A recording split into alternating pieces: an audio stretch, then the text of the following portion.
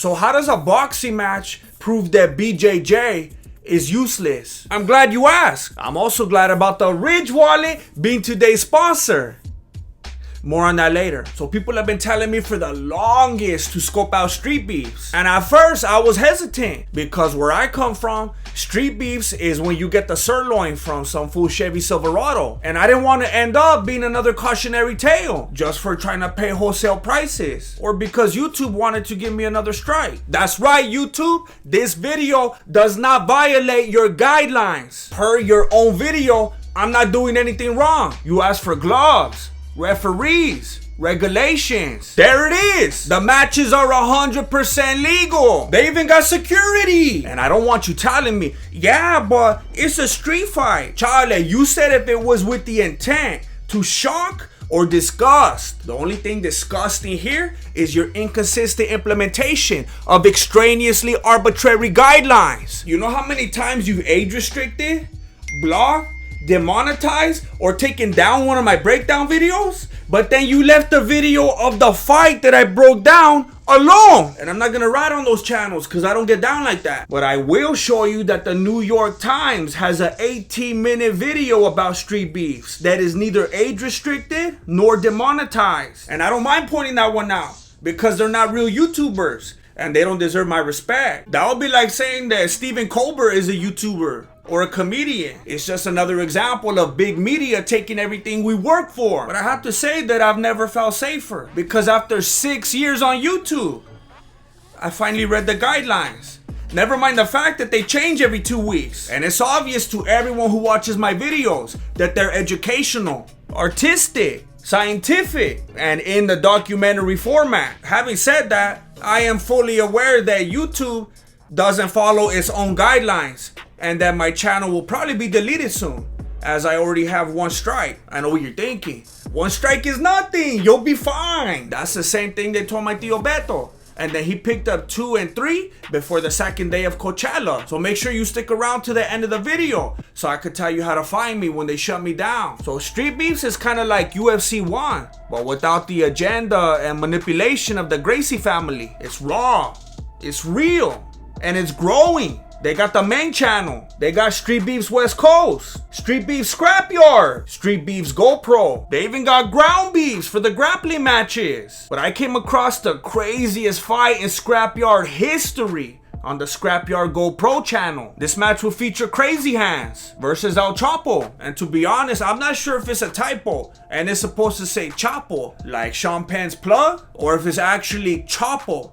like a karate chop. Either way, it's a mismatch and I love it. You're not gonna see this in the UFC anymore. Fool one burrito and they take his belt. But Crazy Hands almost overdosed on spam and nobody was tripping. El Chapo was spamming the overhand right like if he was in Punch Out. Let's go back to the beginning.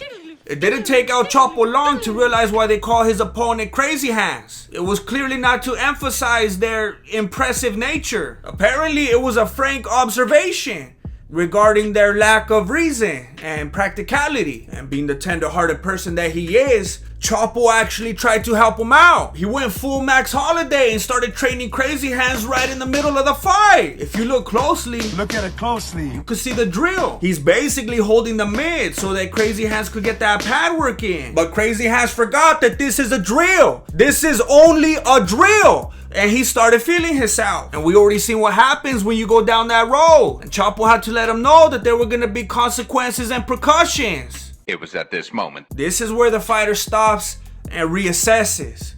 Thinks about what he did wrong. Crazy Hands didn't do that. His hands stayed crazy. And then his feet got crazy too. And Chapo capitalized. And this was a turning point for Crazy Hands because he said, I'm not gonna let that fool keep hitting me with that right hand. So he hit him with the left hand.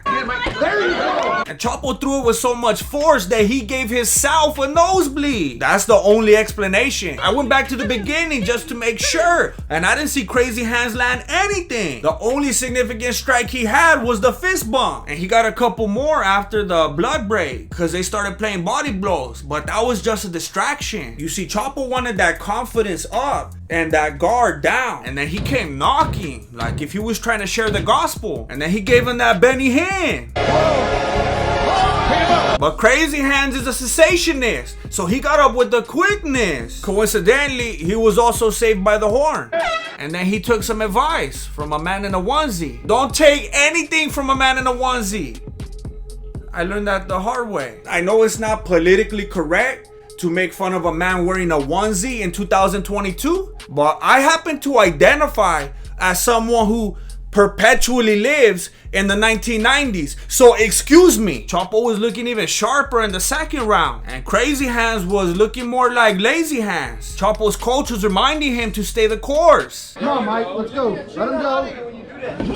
There you go. And Crazy Hands' coach was wearing a onesie. He was trying to act like he wasn't hurt, but he was punching like if he was underwater, and not the good way. And he started drowning in those overhand rights again. It was so bad that he had to check out for a moment so that he could go to his happy place. And when he came back, he realized that he didn't even feel like beefing anymore. The ref waved it off, and Chapo got the win due to the overhand right and a lack of interest.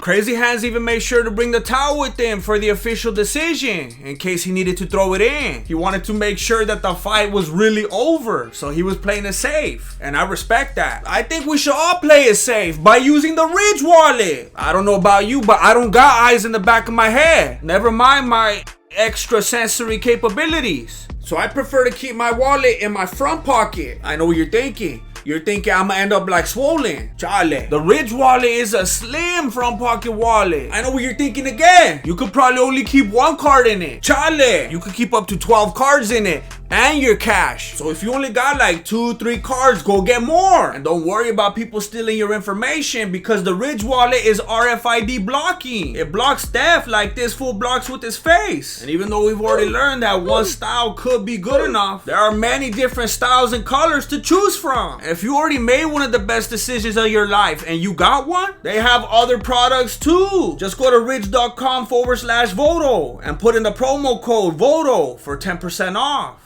So I was about to upload this video, and then I realized that I forgot something. At the very beginning of this video, I asked the question, how does a boxing match prove that BJJ is useless? And I forgot to answer it. So basically it's because BJJ's whole thing is that a smaller guy could beat a bigger guy. And obviously you don't need BJJ to do that. You just gotta keep spamming the overhand right. So that's the answer. I don't know how much time I got left. YouTube wants me gone, and I will still post on here from time to time for business and visibility purposes. But I realized how foolish it was of me to keep all my eggs in one carton and to give them all away for free. So I'm humbly asking you to consider joining my Locals page. Locals is affiliated with Rumble, and they don't trip. I got videos on Rumble right now that YouTube age restricted, demonetized, blocked, and Rumble's like, do your thing. Listen, I tried doing it for the love of the game, but YouTube was like, nah. So now I gotta play it smart and build something that's reliable, something that's not gonna constantly fight me and silence me, something that's actually gonna notify people when I upload. So please consider becoming a member and showing YouTube that there's other fish on the menu. I made a short video to plug it. Roll that beautiful bean footage. That's racist. I know what you're thinking.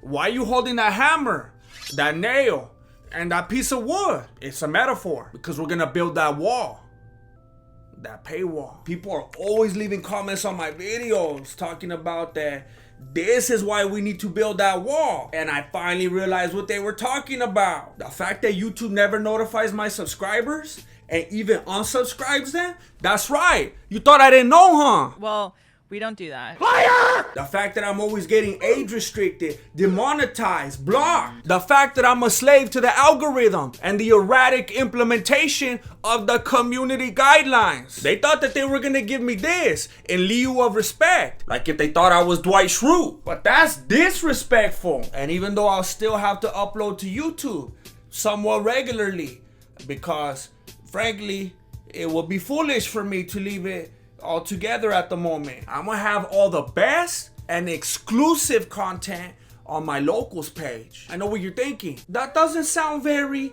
inclusive, but it is. All you have to do is include yourself as a member to get access to the exclusive content.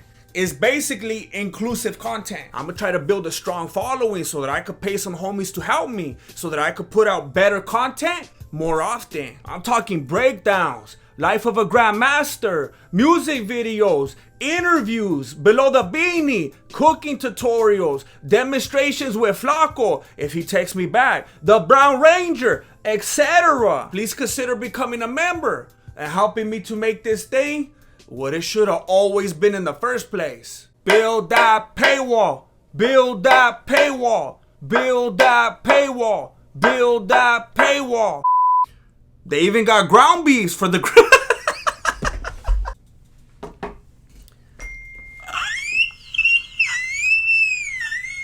But Crazy Hands doesn't believe in the continuance of the apostolic gifts, so he got up with the quickness.